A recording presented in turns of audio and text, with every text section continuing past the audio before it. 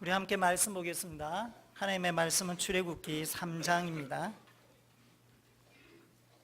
출애굽기 3장 13절에서 14절. 출애굽기 3장 13절에서 14절. 구약 성경 85쪽입니다.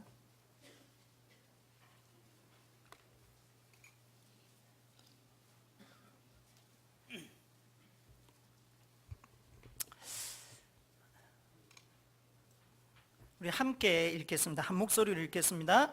모세가 하나님께 아뢰되 내가 이스라엘 자손에게 가서 이르기를 너희의 조상의 하나님이 나를 너희에게 보내셨다 하면 그들이 내게 묻기를 그의 이름이 무엇이냐 하리니 내가 무엇이라고 그들에게 말하리까.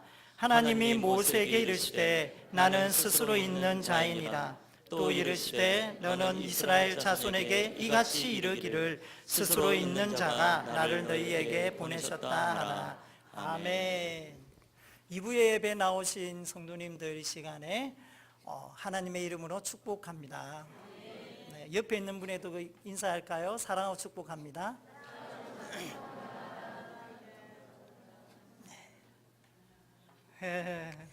예. 앞에서 우리 박미영 권사님이 그렇게 웃으셔서 저 따라했습니다. 네. 저를 아시는 분들은 아시겠지만 대부분이 저를 잘 모르실 거라고 생각합니다. 얼굴은 알겠죠, 이름도 알겠죠. 그런데 가정이 어떻는지, 어떻게 사는지, 어떻게 살아왔는지 잘 모르실 거예요. 다 이렇게 소개를 하면 좋겠지만은 그렇게는 할 수 없고 제 딸만 좀 소개를 하도록 하겠습니다. 예. 저는 딸이 둘이 있습니다. 예. 어떤 분들은 참 우리 박희가 목사님 아주 부러워하시던데 저는 딸이 둘이 있습니다. 한 애는 이제 초등학교 6학년이고 한 애는 초등학교 3학년이에요. 큰애는 이름이 서림입니다. 서림. 새벽서의 숯불림자. 어차피 다 까먹겠지만은 서림. 그리고 둘째 딸 이름은 서로입니다. 서로. 아주 좋죠? 예. 그래서 우리 집에서는 우리 집 주제 노래가 있는데 그건 뭐냐면 우리 서로 사랑해. 이게 주제의 곡이에요. 그런데 이제 서림이라는 말의 뜻은 새벽서의 숯불림자예요. 새벽숲. 새벽숲처럼 많은 사람들에게 피톤치드를 주어라. 그런 의미죠. 그리고 둘째 딸은 서로입니다. 새벽 이슬이에요. 그래서 새벽 이슬을 머금고 너가 살아라 라는 의미도 되겠지만은 새벽 이슬과 같이 누군가에게 생명을 주는 자가 되어라 라는 그러한 소망을 담고 있는 이름입니다. 제가 학창시절에 보았던 드라마가 있어요. 아들과 딸이라는 드라마입니다. 기억나십니까? 예, 김희애 씨와 최실아 씨와 최수종 씨 그리고 백일수 선생님 이렇게 나오는 거였는데 거기 보면 참 특별한 이름들이 있습니다. 귀남이, 후남이 기억나세요? 예. 그 이름을 통해서 우리가 알 수 있는 것이 있죠. 이 가정이 무엇을 원하는가? 아들을 원한다라는 것이잖아요. 우리의 이름은 이와 같이 무엇인가를 기대하는 것을 나타내고 있습니다. 우리 박혜화 목사님 이제 앞으로 개척을 하실 겁니다. 이미 교회 이름을 어느 정도 정했는데 아직 확실하게 결정은 하지 못했습니다. 예선교회를 할 건지 예선소풍교회를 할 건지 잘은 모르겠지만은 이제 예배하고 또 선교하는 교회 그것을 의미하고 있습니다. 그래서 지금 이제 16자로 늘린다라고 하는데 예배하고 선교하는 소망이 풍성한 교회 그렇게 하시겠다. 그런데 지난주 금요일날 설교를 들으니까 거기에서 내자가 더 들어갈 가능성이 높습니다. 고난받는 교회. 하여간 어떻게 지어질지는 저는 알 바는 아니지만은 하여간 이 이름을 통해서 우리가 알 수 있는 것은 이 교회가 무엇을 지향하는가를 알고 있습니다. 문제는 뭐냐면 우리의 이름과 우리의 존재는 동일하지 않다라는 거예요. 그러나 우리의 하나님은 그러지 않으시죠. 우리가 성경에 보면 시편 말씀에서 여호와 이름을 찬양하라, 여호와 이름을 송축하라 라고 하면서 하나님의 이름을 대해서 나오고 있습니다. 이것은 무엇을 의미합니까? 하나님의 이름은 곧 하나님 그분이세요. 하나님은 존재와 이름이 결코 분리될 수 없는 분입니다. 우리와는 다른 분이시죠. 오늘 성경 말씀 보니까 모세가 나옵니다. 우리는 모세를 너무나 잘 알고 있습니다. 이 모세가 나이가 80이 되었어요. 한때는 잘 나갔던 사람입니다. 40세에 그는 민족 해방을 꿈꾸었던 투사였습니다. 그는 그것을 할 수 있는 힘이 있었습니다. 능력이 있었고요, 지혜도 있었고 지식도 있었습니다. 무엇보다도 믿음이 있었던 사람이에요. 이 모세는 내가 무엇인가 일을 저지르면 하나님이 일하실 거다라는 어떤 기대를 가지고 있었습니다. 그런데 어떤 일이 벌어졌습니까? 그는 쫓겨났습니다. 도망쳤습니다. 왜냐하면 그때에 하나님은 아무 일도 행하지 아니하였기 때문입니다. 이스라엘은 하나님을 믿고 섬기는 백성이었습니다. 그들은 하나님에 대한 어떤 이야기들을 계속 들어왔던 사람입니다. 그들이 애굽에 와서 거의 한 400년이 되었습니다. 처음에는 잘 나갔습니다. 그런데 어느 순간 애굽의 바로 왕이 바뀌고 난 다음에 그들의 처지는 바뀌게 되었죠. 그들은 노예가 되었습니다. 노예가 된다는 것은 전쟁에서 패배했다는 것을 의미합니다. 과거의 전쟁은 어떠한 전쟁입니까? 신과 신과의 전쟁이에요. 전쟁에서 패배했다는 것은 패배한 신이 있다는 것을 의미하는 겁니다. 그 이스라엘 백성이 노예가 되었다는 것은 그들이 믿고 섬겼던 하나님이 패배했다는 것이죠. 무엇보다도 그 하나님은 아무 일도 행하지 아니하였습니다. 그래서 언제부터인가 하나님은 사라진 신이 되어버린 것이죠. 어느덧 나이가 80이 되었고 그는 한 목자로서 광야에서 그냥 양을 치는 평범한 사람이 되었습니다. 더구나 그가 치는 양은 자기 양이 아니었어요. 그의 장인의 양을 그는 대신 치는 보잘것없는 존재가 되었습니다. 그리고 그가 80이 되었을 때에 그는 시내산에서 갑자기 하나님을 만나게 되었습니다. 그리고 하나님께서는 그 모세에게 이렇게 말씀하시는 거예요. 너가 가라. 애굽으로 가라. 내가 도와주겠다. 내가 구원하겠다. 너희가 이 산에서 예배하게 될 것이다 라고 그렇게 하나님께서 말씀하십니다. 만일에 이전에 하나님을 경험했다면, 그리고 하나님이 승리하신 신이었다면 그는 이 말씀에 순종했을 거예요. 그런데 그는 느닷없이 패배한 신이 자기에게 나타나서 해라고 하니까 이해가 안 가는 겁니다. 그래서 하나님께 질문을 하는 거예요. 당신은 누구십니까? 대체 당신이 누구길래 나에게 이렇게 해라 저렇게 해라 라고 말씀하십니까? 이렇게 질문을 하는 거죠. 그때 하나님께서 당신의 이름을 밝히고 계시는 거죠. 그게 바로 출애굽기 3장 14절, 우리가 너무나 잘 알고 있는 이 말씀입니다. 14절 말씀을 보니까 하나님이 모세에게 이르시되 나는 스스로 있는 자이니라. 우리말로는 스스로 있는 자다라고 되어 있는데 이것이 히브리어로 보면 에흐예 야셀 아셀 에흐예. 따라하겠습니까? 따라하겠습니까? 말이 이상하네요. 따라해 봅시다. 에흐예 아셀 에흐예. 다음에는 그렇게 이렇게 말씀하시면 정말 이 소풍교회는 대단한 교회구나 이렇게 아실 거예요. 이것을 영어로 번역하니까 어떻게 되냐면 I am that I am이 되는 거예요. 여기서 이제 제가 읽었던 그 히브리어에서 아스에르라는 것이 관계대명사거든요. 그래서 이것을 사실은 해석하는 게 너무나 어려운 해석입니다. 그렇죠. 그래서 그냥 뭐라고 해석하냐면 나는 나다 이렇게 해석하는 거예요. 요즘 그 인기 있는 아이돌 그룹이 있습니다. 워너원인가 뭔지 잘 모르지만 아마 모르시는 분이 대부분일 거예요. 그들이 불렀던 노래가 있습니다. 오늘 밤 주인공은 나야 나 나야 나. 웃으시는 분은 아시는 것 같네요. 아마 하나님께서 그렇게 말씀하시는 것 같아요. 이 세상의 주인공은 나야 나 나야 나. 그렇죠. 애굽의 주인공은 나야 나 나야 나. 그런 느낌이 안 드세요? 나는 나다라고 하는 이 말씀 속에는 내가 바로 나다, 내가 그 하나님이다 라고 하는 의미인 것 같아요. 그런데 잘 보십시오. 우리가 누군가에게 당신은 누구입니까? 라고 하면 어떻게 소개합니까? 저는 소풍교회 목사입니다. 혹은 저는 딸이 둘이 있고 어디에 살고 이렇게 소개하지 않겠습니까? 근데 하나님은 소개를 하는데 나는 무엇 혹은 누구이다라는 것이 없어요. 뭐만 있습니까? 나는 이다. 끝이에요.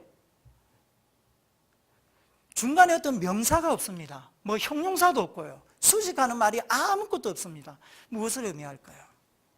패배한 신인데, 사라진 신인데 좀 자기 존재라도 제대로 밝히면 좋겠는데 그러지 않으세요. 근데 여기에 놀라운 의미가 있다는 것이죠. 하나님은 그 뒤에 무엇인가를 붙이기에도 너무나 하나님은 대단하신 분이라는 거예요. 하나님의 이름에는요, 어떤 수식어가 사실은 의미가 없는 것입니다. 하나님은 단지 하나님일 뿐이에요. 근데 이것이 왜 중요한 의미가 있는가? 더구나 모세의 삶과 이스라엘에게 있어서 왜 하나님께서는 다른 여러 가지 이름을 말씀하실 수 있잖아요. 예를 들어서 나는 너희를 구원할 하나님이다 라고도 할 수 있을 거고요. 나는 긍휼과 자비가 풍성한 하나님이다 이렇게도 소개할 수 있잖아요. 근데 왜 하나님은 이렇게 이해되지 아니하면서도 너무나 심오한 이 이름으로 그 모세에게 말하고 있을까요? 이것을 이해하려면 그 당시 고대 근동의 어떤 이방 신들과 비교하는 것이 필요합니다. 원래 신이라는 것은 두려움에 의해서 만들어진 산물입니다. 우리에게 두려움을 주는 것들이 있겠죠. 옛날에도 그랬습니다. 크게 한 3가지가 있을 것 같습니다. 첫째로는 자연이라고 할 수 있죠. 이 자연의 세계는 우리에게 때로는 풍요로움도 주고 기쁨도 주지만은 우리를 고통과 슬픔 가운데 빠지게 합니다. 요즘도 일어나는 지진 보시면 아시잖아요. 바다에서는 폭풍, 태풍, 그리고 가뭄, 홍수 이러한 것들은 우리에게 큰 고통과 아픔을 주는 것입니다. 과거에는 더 했겠죠. 그러니까 사람들이 어떤 생각을 했겠습니까? 아, 폭풍을 다스리는 신이 있겠구나. 가뭄을 주는 신이 있겠구나. 그러니까 태양의 신을 섬기게 되는 것이죠. 또 한 가지가 있죠. 그것은 바로 동물입니다. 호랑이, 사자, 무섭잖아요. 제가 태국에 단기 선교를 갔을 때 한 마을에 갔었습니다. 그 마을의 이름은 파야카푼 피사이입니다. 제가 아주 똑똑해서 20년 전에 것도 기억하고 있습니다. 파야카푼 피사이. 이게 어떤 의미냐면 호랑이를 섬기는 그 마을이라는 뜻이에요. 그래서 여전히 오늘날에도 거기에는 호랑이를 위한 사당이 있는 곳입니다. 그리고 또 한 가지가 있죠. 사람이에요. 우리의 어떤 그 힘 있는 지도자들, 능력이 있는 사람들, 특히 과거에는 왕일 수 있겠죠. 권력을 가지고 있는 사람들. 그들이 바로 두려움의 산물이에요. 그러니까 그 두려움의 대상들을 어떻게 합니까?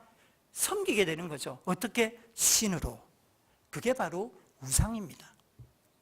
그런데 이 우상이 보기에는 능력이 있고 힘이 있고 우리의 삶을 죽일 수도 있고 살릴 수도 있는 축복과 저주의 어떤 권한이 있는데 공통적으로 좀 이렇게 성격의 문제가 있어요. 어떤 성격의 문제가 있냐면 어린애 같아요. 이 신들이 어린애 같아요.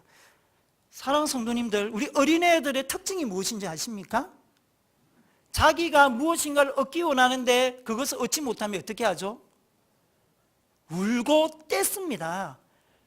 그것을 얻을 때까지 울고 떼를 써요. 그러면 우리가 애들은 힘이 없잖아요. 힘이 없으니까 어떨 때는 뭐 들어줄 때도 있지만은 또 그냥 힘으로 제압할 수도 있습니다.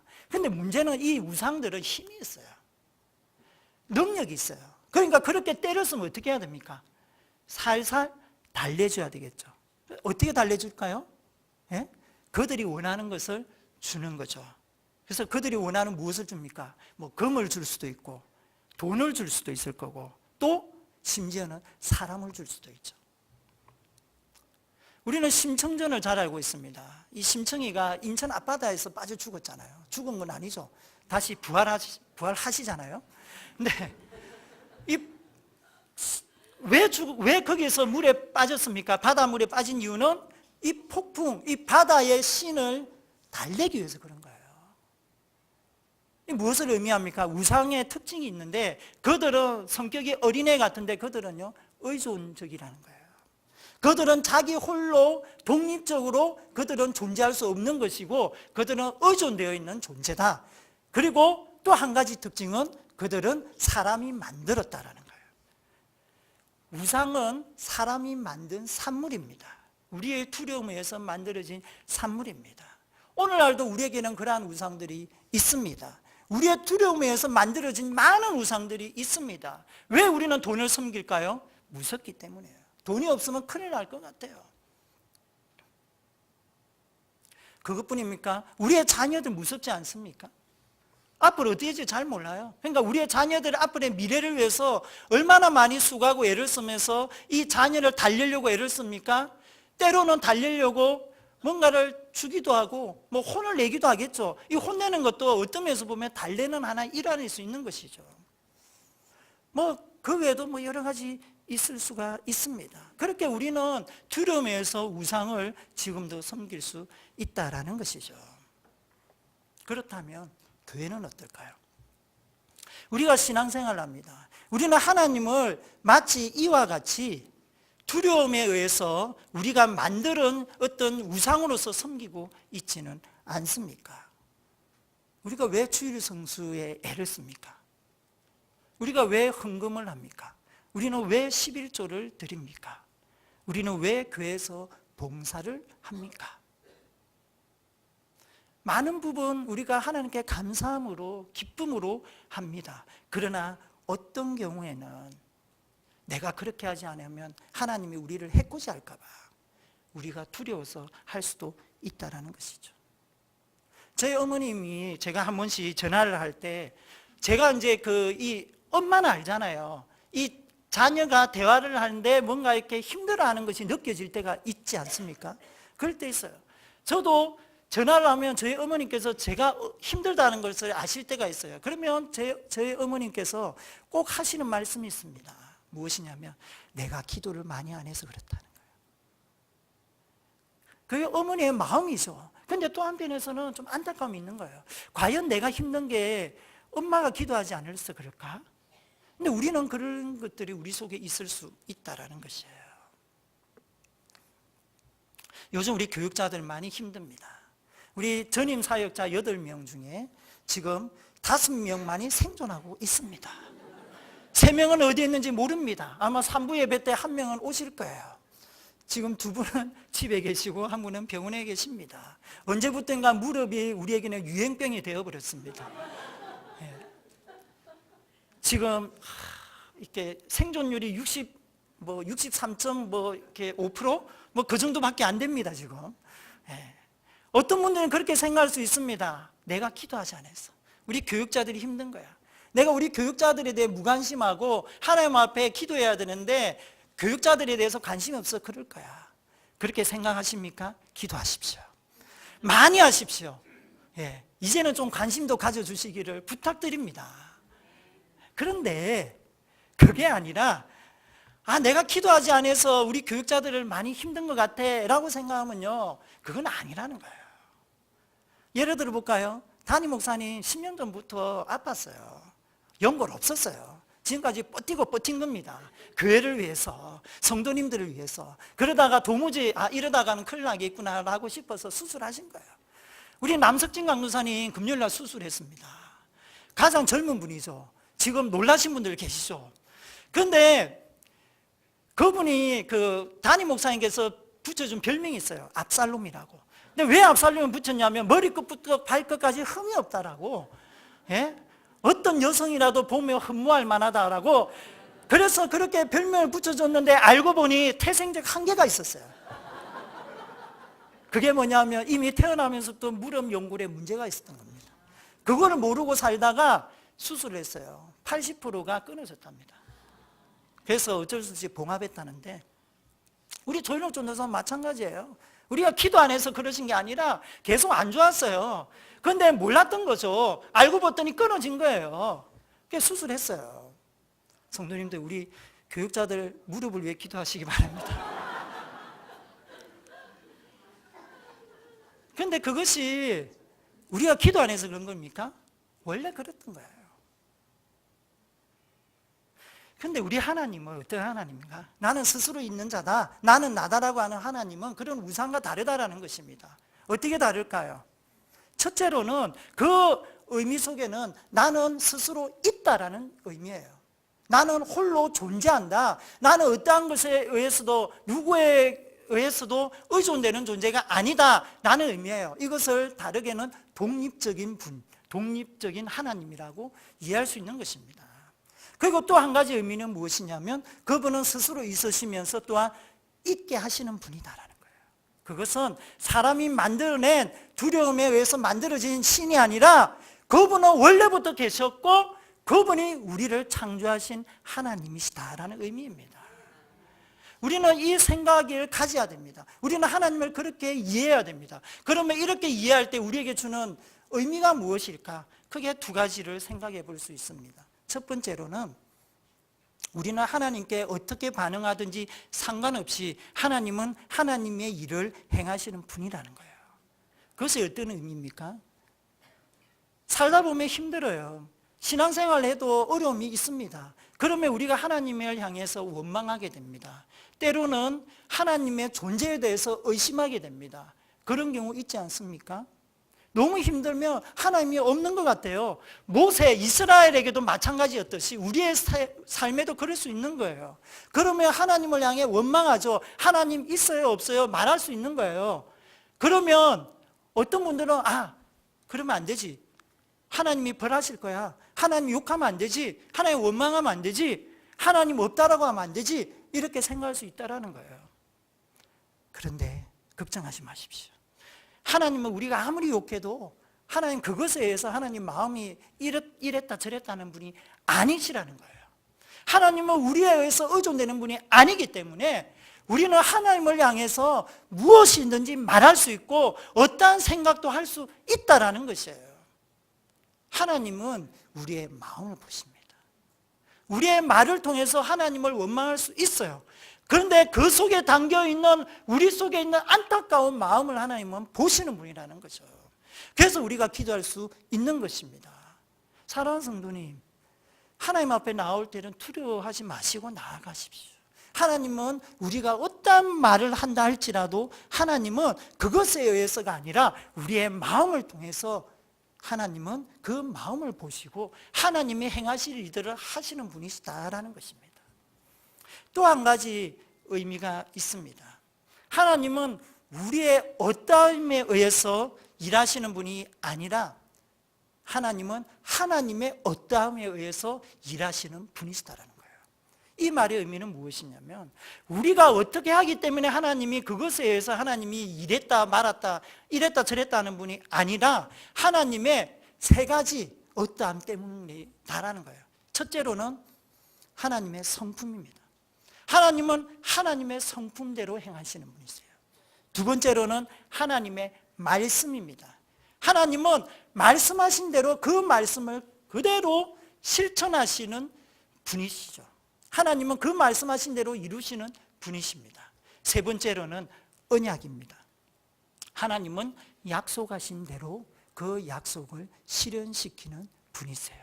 비록 우리가 그 언약을 깨뜨릴지라도, 비록 우리가 부족하여서 죄를 지을지라도 하나님은 하나님의 성품, 말씀, 언약대로 우리에게 행하시는 분이십니다. 그래서 모세에게 이렇게 말씀하시는 거죠. 스스로 있는 자가 나를 너희에게 보내셨다 하라. 이 의미는 뭐냐면요, 이제 내가 나의 성품과 내가 이전에 했던 말씀과 또한 내가 이미 아브라함 때부터 아브라함과 이삭과 야곱에게 했던 그 언약대로 그것을 내가 실천하겠다라는 의미입니다. 즉 내가 이제 너희를 구원하겠다, 이제 내가 너희를 자유케 하겠다라는 의미가 이 이름 속에 담겨 있는 것이죠. 그런데 이스라엘을 구원하신 하나님은 놀랍게도 우리에게 하나님의 그 모든 성품과 모든 말씀과 그 모든 언약을 그대로 우리에게 보여준 놀라운 사건을 이루셨습니다. 그것이 바로 예수 그리스도의 십자가예요. 예수님의 십자가는 하나님이신 그분께서 우리를 위해 이전에 이미 했던 모든 말씀과 또한 하나님이 가지고 있는 모든 성품과 그리고 그 모든 언약을 이루시기 위해서 이 땅에 오셨고 그것을 이루기 위해 결정적으로 십자가에서 죽으신 거예요. 그 십자가 안에는 하나님의 모든 성품이 담겨져 있습니다. 하나님의 사랑, 하나님의 공의, 하나님의 긍휼, 하나님의 자비, 하나님의 인내, 하나님의 질투, 하나님의 분노, 그 모든 것은 십자가에 다 들어가 있는 거예요. 하나님의 말씀, 내가 너희를 구원하겠다, 죄 짓는 자를 내가 심판하겠다, 그 모든 것들은 그 십자가 안에 다 들어가 있는 겁니다. 아담의 범죄 이후에, 그러나 하나님께서 내가 너희를 나의 자녀 삼겠다라고 하신 그 언약의 말씀을 이루시는 것이 그 십자가에서 다 이루어진 거예요. 그리고 우리는 그 하나님의 어떠함으로, 하나님의 행하신 것으로 우리는 살고 있는 것입니다. 그래서 우리가 사는 것은 하나님의 은혜입니다. 우리가 무엇인가 한 것이 없습니다. 우리는 아무것도 하나님께 한 것이 없습니다. 우리의 구원을 위해서, 우리의 삶 가운데서 우리가 하나님께 무엇인가 한 게 있습니까? 없습니다. 단지 우리가 지금 하고 있는 것은 다만 우리를 구원하신 그분의 십자가를 통해 우리가 하나님을 사랑하고 하나님을 섬기며 하나님을 믿으며, 또한 하나님께서 우리에게 부탁하신 내 이웃을 내 몸과 같이 사랑하라고 하신 그 말씀을 실천하는 그 삶을 우리는 사는 것이죠. 우리는 하나님을 위해서 뭔가 할 수 있는 것이 사실은 없습니다. 그러나 우리는 하나님께서 말씀하신 그 하나님을 사랑하고 내 이웃을 사랑함으로써 하나님의 영광됨을 이 세계 가운데 퍼져나가게 함으로써 하나님께 영광이 되는 것, 우리는 이것을 단지 할 뿐이죠.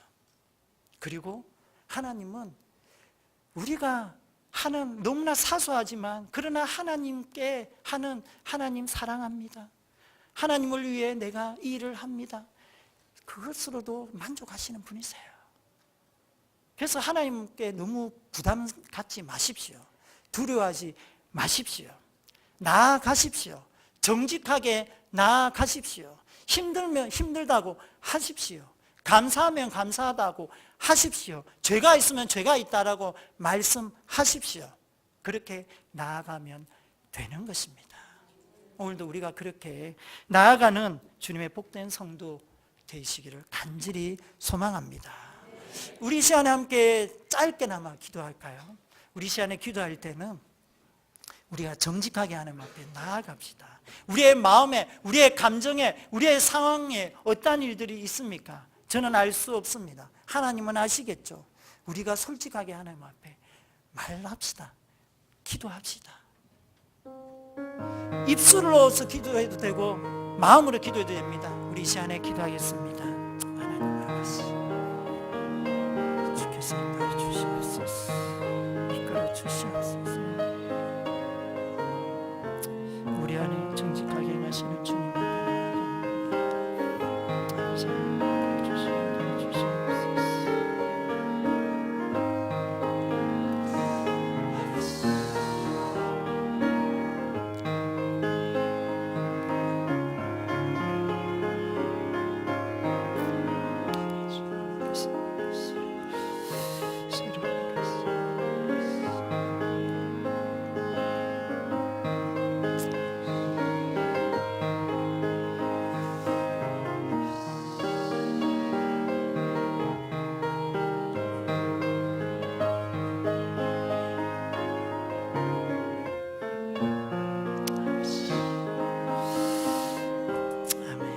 하나님 아버지, 감사합니다.